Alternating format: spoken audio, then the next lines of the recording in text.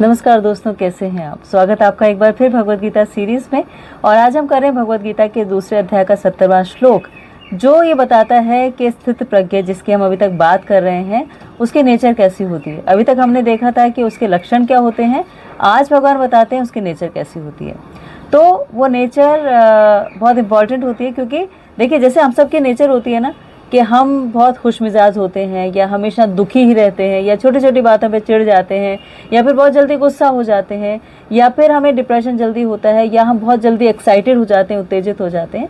तो स्थित प्रज्ञ व्यक्ति की नेचर कैसी है ये आज के श्लोक में बताया गया है, और उससे हम आइडेंटिफाई कर सकते हैं कि हमें अगर अपने आप को शांत रखना है, खुश रहना है, हमेशा अच्छे मूड में रहना है, तो फिर स्थित प्रज्ञ कैसे होंगे। क्योंकि स्थित प्रज्ञ कोई ऐसी टर्मिनोलॉजी नहीं है जो कि उन्हीं व्यक्तियों के लिए है जो सब कुछ छोड़ चुके हैं या बहुत ज़्यादा एलिवेटेड हैं, बहुत ऊंचे स्थान पे पहुंच चुके हैं या आध्यात्मिक रूप से बहुत उन्नति कर चुके हैं। ऐसा नहीं है, हम भी स्थित प्रज्ञ हो सकते हैं अगर इन्हीं टिप्स को अपना लें जो भगवद गीता में बताई गई हैं। तो आज का श्लोक क्या है और उससे भगवान स्थित प्रज्ञ की नेचर को कैसे बता रहे हैं, ये आज हम जानेंगे।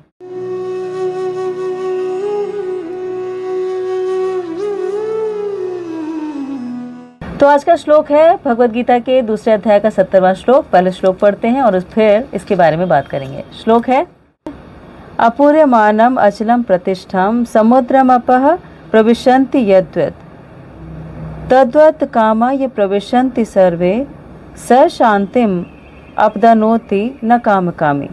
के जो व्यक्ति इच्छाओं के निरंतर प्रवाह से परेशान नहीं होता, जो नदियों की तरह समुद्र में प्रवेश करती हैं, जो हमेशा भरा रहता है लेकिन हमेशा शांत रहता है, केवल वही शांति प्राप्त कर सकता है, ना कि वो व्यक्ति जो ऐसी इच्छाओं को पूरा करने का प्रयास करता है।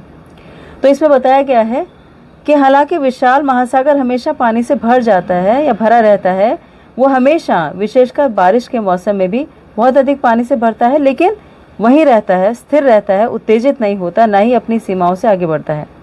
ऐसे ही जो स्थित प्रज्ञ है वो भी इसी तरह से किसी भी संतुष्टि के लिए शरीर की मांग की आपूर्ति होने पर या आपूर्ति करने के लिए परेशान नहीं होता। तो उसे ना किसी चीज़ की आवश्यकता होती है और उसे पता होता है कि भगवान उसकी सभी भौतिक इच्छाओं को पूरा करते हैं, इसीलिए वो सागर की तरह हमेशा अपने आप में भरा हुआ रहता है।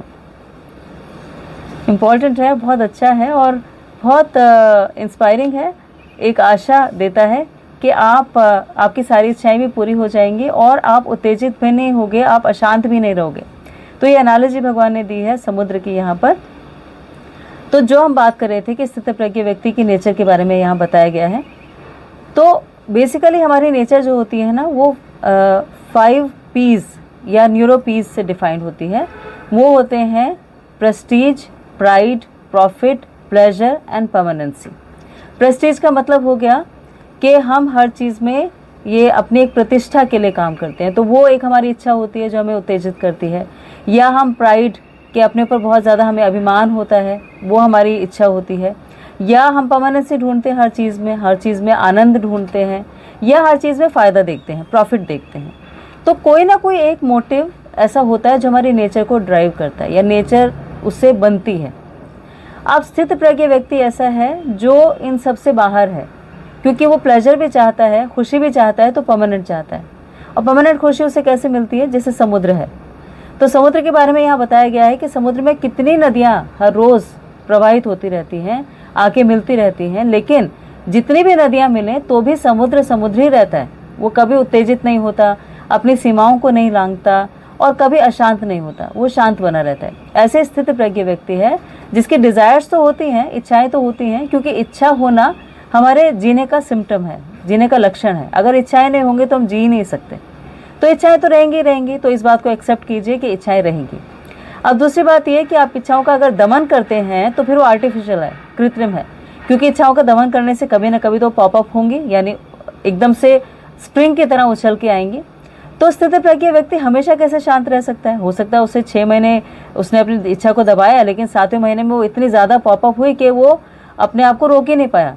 जैसे विश्वामित्र मुनि का एग्जाम्पल देखते हैं कि उन्होंने 60 साल 70,000 साल तक तपस्या की थी, लेकिन फिर भी जब वो मेनका वहाँ पर आई तो फिर वो अपने आप को रोक नहीं पाए।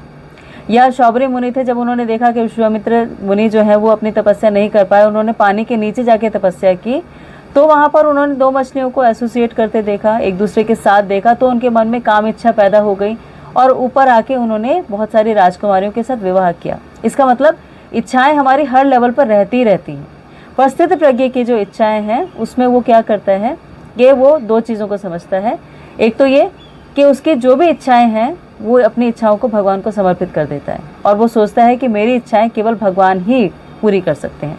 और दूसरा ये कि वो अपनी इच्छाओं की बजाय भगवान की इच्छा की तुष्टि के लिए काम करता है। तो इस तरह से उसकी इच्छा जो है वो आराम से पूरी हो जाती है, या उनसे वो उद्विग्न नहीं होता, असंतुष्ट नहीं होता, उत्तेजित नहीं होता या अशांत नहीं होता। अब ये करने से क्या होता है, ये करने से उसकी अपनी इच्छाएं ऐसी रहती ही नहीं जिसकी वजह से वो बहुत ज़्यादा परेशान हो, या जिनको पूरा करने के लिए वो अपनी टाइम, अपनी एनर्जी सब कुछ लगा दे। क्योंकि अगर ऐसा वो करता है कि वो अपनी इच्छा, कृष्ण की इच्छा को पूरी करने को अपनी इच्छा मान लेता है और दूसरा अपनी इच्छाओं को भगवान को समर्पित कर देता है, तो उसे पता होता है कि भगवान उसकी इच्छाओं को पूरी कर सकते हैं। तो ये ठीक वैसे ही है जैसे किसी व्यक्ति को आप बहुत अच्छा खाना खिला दीजिए, जैसे 56 भोगी खिला दीजिए, तो इतना पेट भर के वो खाना खा ले, अगर कि खाना खाने के बाद अगर उसकी फेवरेट डिश उसके सामने है, जैसे गुलाब जामुन उसे बहुत पसंद है और गुलाब जामुन उसके सामने आ जाए, तो भी उसका पेट इतना ज़्यादा भरा है तो वो अपनी फेवरेट चीज़ भी मना कर देगा।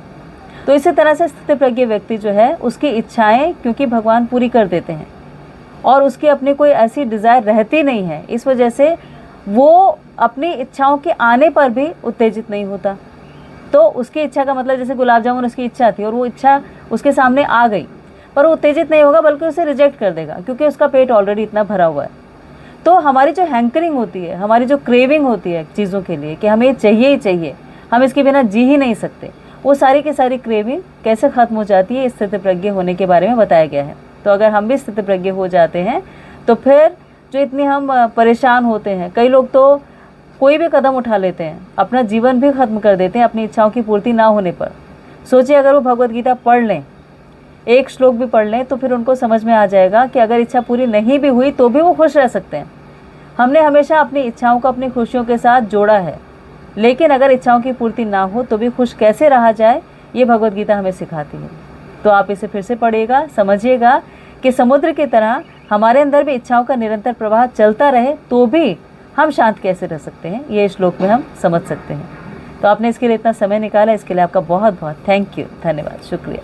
प्लीज़ अपना बहुत ख्याल रखिएगा और इस श्लोक को फिर से पढ़िएगा, समझिएगा, और फिर हम आगे बात करेंगे कि इच्छा रहित होने का क्या मतलब होता है, जो भगवत गीता के 2nd चैप्टर का आखिरी श्लोक है, जो भगवान कंक्लूड कर रहे हैं, समापन कर रहे हैं इस चैप्टर का, भगवत गीता के सार का।